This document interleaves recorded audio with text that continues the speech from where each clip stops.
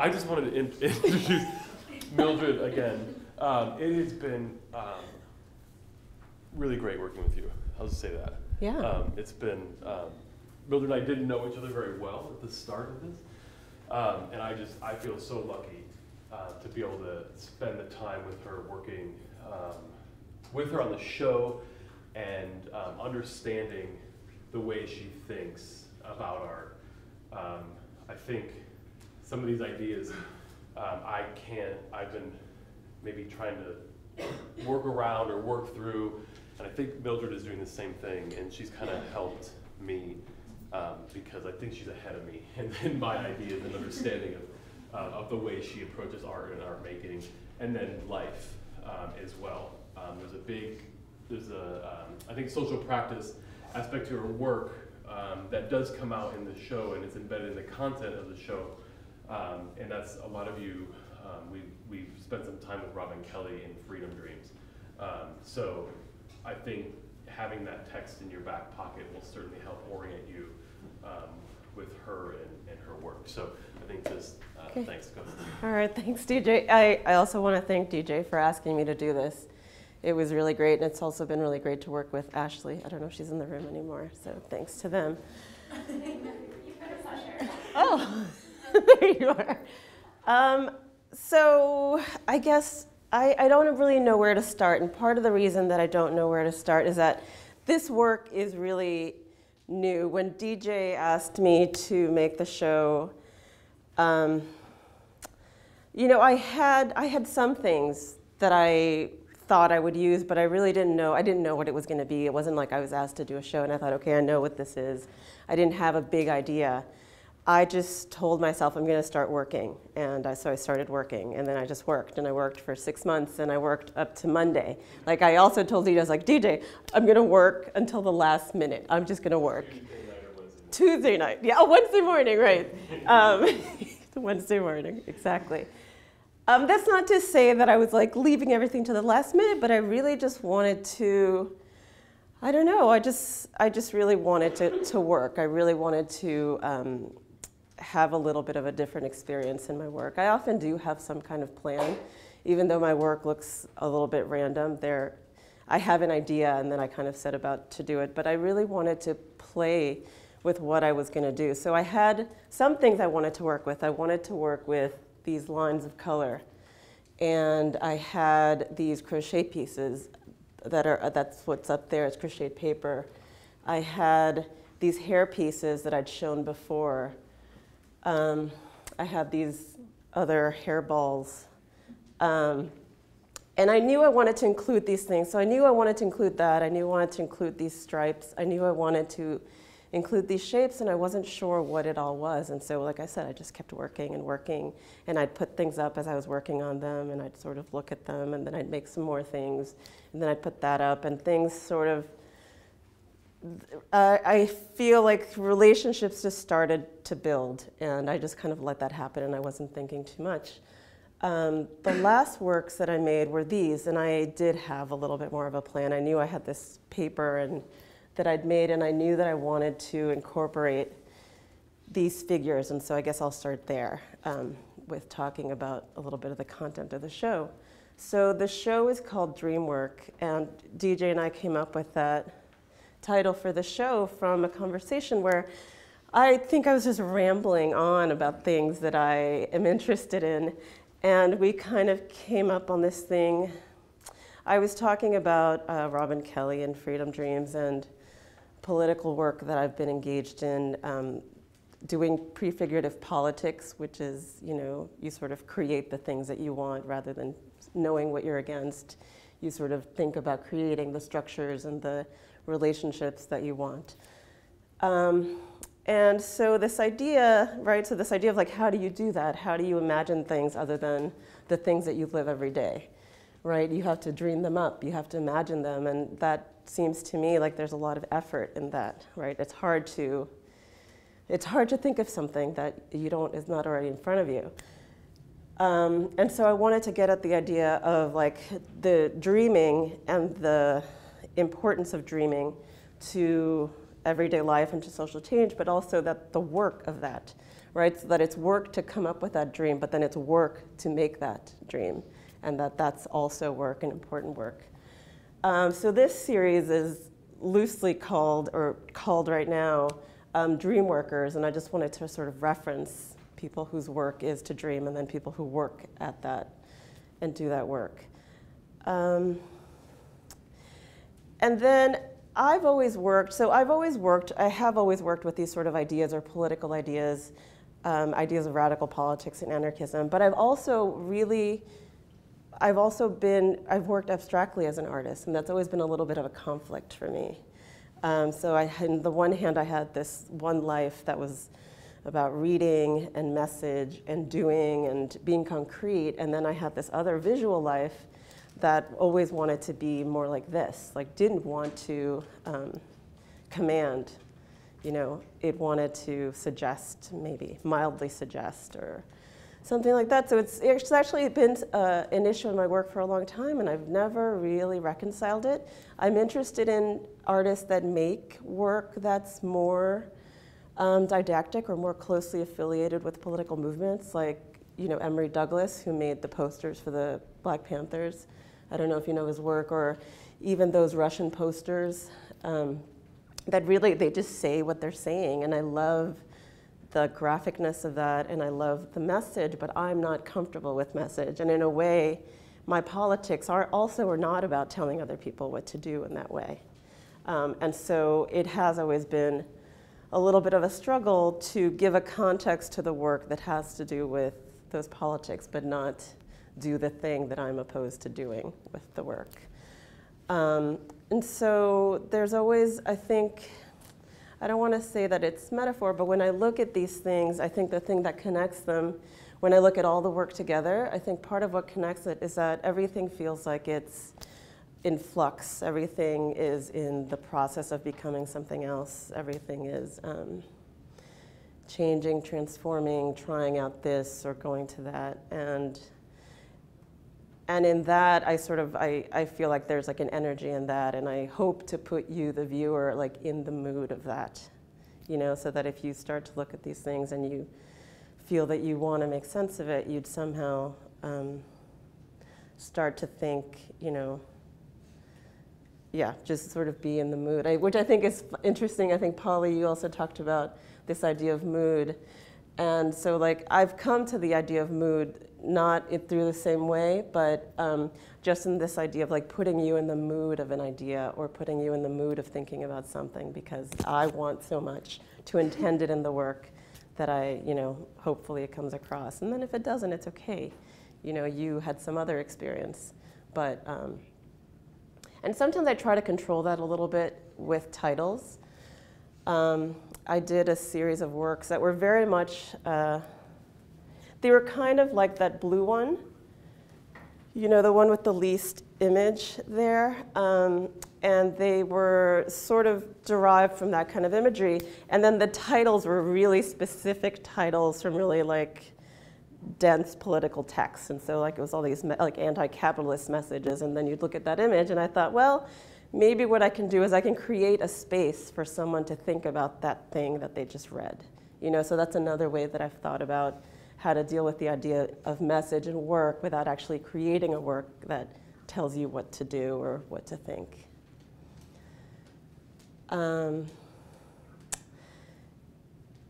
Yeah, I don't know. Does anybody want to ask me anything?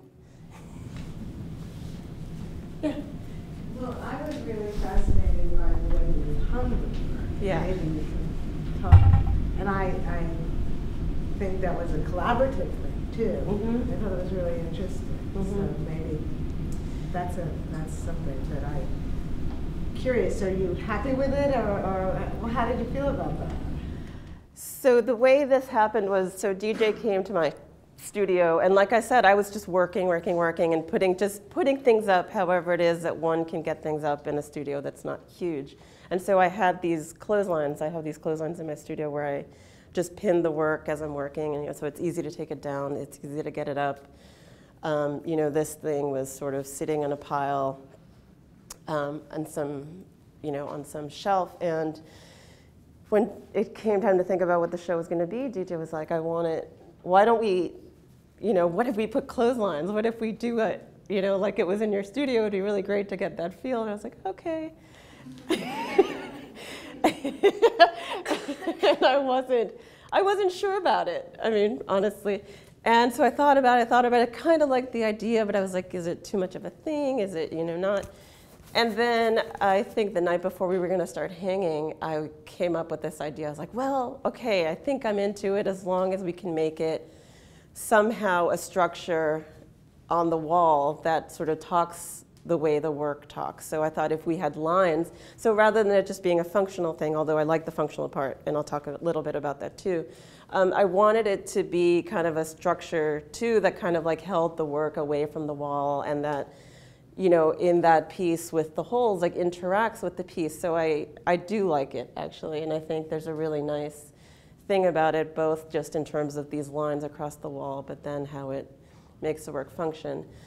And I think the other thing that I like, and maybe it resonates with other things that are in the show, is that, it is functional, like, if you need to do something, and I think it's related to that idea of prefigurative politics in a way, like how do you construct something? You need something, how do you construct that, like in some way that's useful to you? And so I think it does talk about that a little bit, like the functionality of it. If you need to get work up, this is how the work gets up in the studio. I like that about it. And again, it's brand new, right? So I don't have that many thoughts about it. But another thing that I think I do like, I think also has to do with things that you talked about, having to do with like the domestic and the familiar. And so again, I like thinking, I've been having this phrase in my head, like revolution begins at home, or bring the revolution home, or something like that. So I like that idea, right? Like the revolutionary home. So this sort of really domestic reference to the work, I guess, isn't something that I usually would bring in, but I think it's interesting to me. And then for some reason, I decided, like at the last minute, to do cross stitch, and I'd never done cross stitch before, and I just thought, I'm going to do cross stitch. And it's really fun, and it's great, and I'm going to do some more. So there's that, so there's this domestic reference, and then I guess lastly, it does have to do with this thing can be taken apart easily or rearranged, by me, by you, but don't. But but it could. So that it does have this provisional quality a little bit, right? And I like that too. It's a process, it's in process, and it shows a process. Yeah. So those are some of the thoughts I had about the clothesline. Yeah? Are those woodblock prints or woodcuts? Yes, so that wall has some woodblock prints that then I drew over, and also some silkscreen. So that green one is silkscreen and woodcut. That one in the middle is woodcut and pen and ink drawing, and then marker. And I guess that's another new thing, was making shapes. Usually there's shapes in the work, and this is the first time that I just let the work be shapes. Yeah. Why is this piece off the lines? It's a good question, DJ. When we were hanging the show, we were just we were trying to figure out this wall. And at the end of the night, when we got done, I took a picture. And then when I got home, I looked at the picture, and this wall was arranged, and that one was leaning on the floor. It was just, I guess we just forgot it, I don't know. And so I texted DJ when I got home, and I was like, I really like that leaning on the floor. It just, I don't know, it also gives, it's not this complete statement, or it's not a complete gesture, this other thing, it might go up there, maybe it's going somewhere else, I don't know. But there was something about that really seemed right. I think the other thing, I'm talking about all these ideas, and but really there was a lot of it's also just really intuitive too, just seeing something and be like, oh, it seems interesting, what is that? and maybe letting it be not so meaningful all the time, you know, so having a little bit of a balance between message and then just like, it looked really cute. Are specific pieces on the clotheslines and certain ones pinned to the wall? I mean, yes and no. I think it seemed pretty instantaneous that we knew that this was the grouping that went on the clothesline. I knew I didn't want these on the clothesline. Which one versus all of these? Yeah, you know, this drawing, I thought of this drawing as, this is an older drawing. And I kind of grabbed it at the last minute when I was shipping the work because, you know, I'm saying all this work is really new, but this drawing is about 4 years old. And then I realized like, oh, I think I'm doing something new, but really I've got like 2 ideas and they sort of seem to recycle, you know, through things and change a little. But so it seemed to have a lot of resonance with some of the images that were there. It had these like less formalized stripes. And it felt that I wanted it to kind of be like it's sort of holding these up in a way. So that's sort of why I thought about this drawing as sort of being beneath these and kind of somehow providing like a base for them.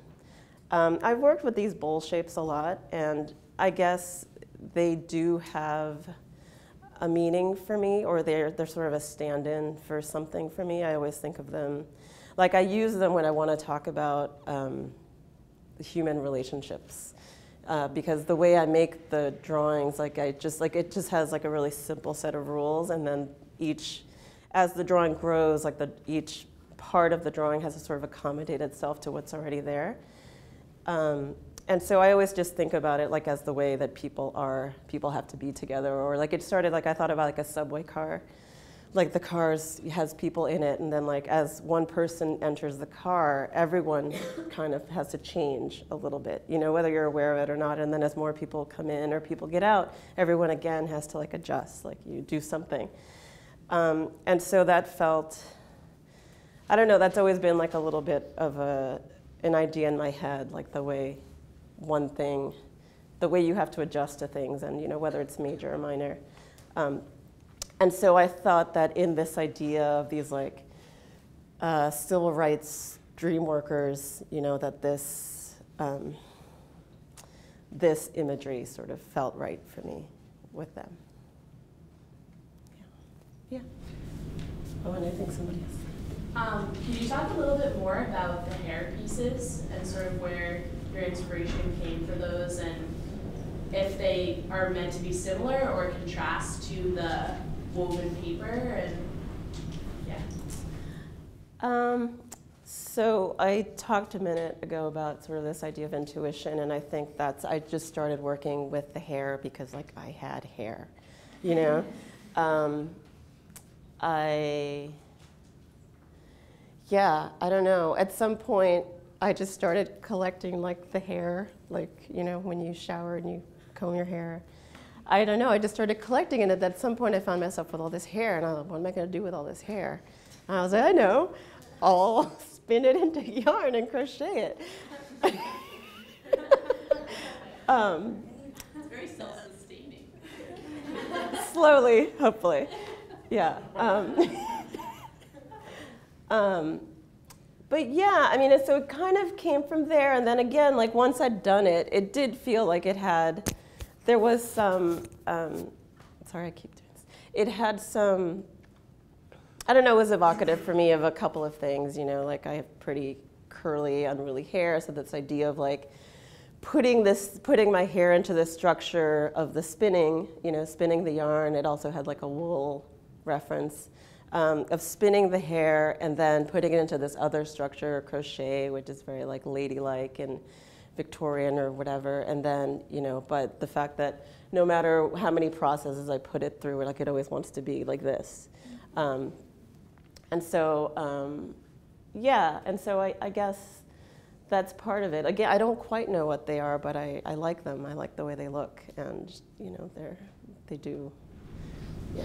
Did you find yourself like wanting more of your hair like out? Like was it like I need more? Well, no, again, I have to resist. Like I can only make so many. It does take me a little while to collect the hair. And then the paper, the crocheted paper came out of a desire to want to make them bigger. And just not having enough of a hair supply to sustain that. So I thought about, what material sort of made sense for me to expand these. And so I just tried the paper. I could have tried rope, but I don't know, there was something about rope that seemed wrong and paper seemed right. And I like the way that they behave. It was so surprising when I first did it. I think of them more as drawing than anything else. But then they start to do really interesting things because, I like to hang them a little bit off the wall. And so it starts to be about these shadows that they cast, and that as a drawing. And then the thing itself and how it behaves is really interesting. And then with this piece, that's actually three crocheted paper pieces, and I've exhibited those, sort of more like this. Like they're really large, and so they stretch out, and they can sort of take all these different forms. And it's actually really nice to see them like this, Again, I think it kind of does bring in more of a hair reference to them too.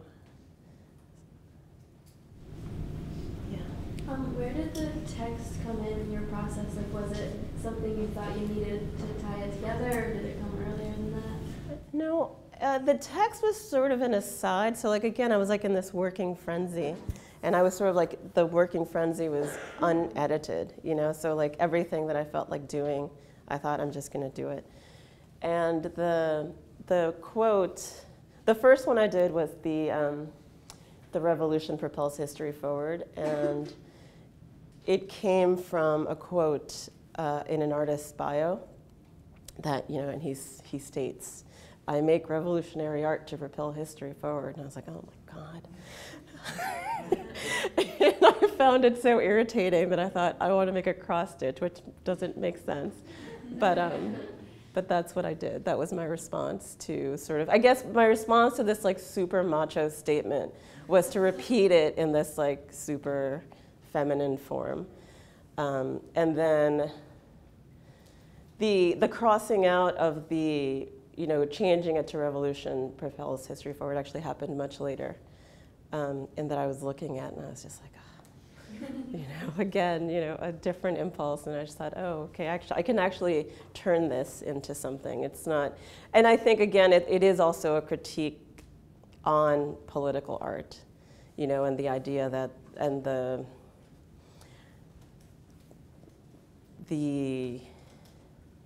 stance that maybe the political artist takes. What is it that actually does it? So this idea of making political art a revolutionary art, again, part of my own conflict, right, with bringing in politics to work, and what does that actually do? Where is the work exactly? Yeah. Yeah, just an observation from hearing over what you're saying.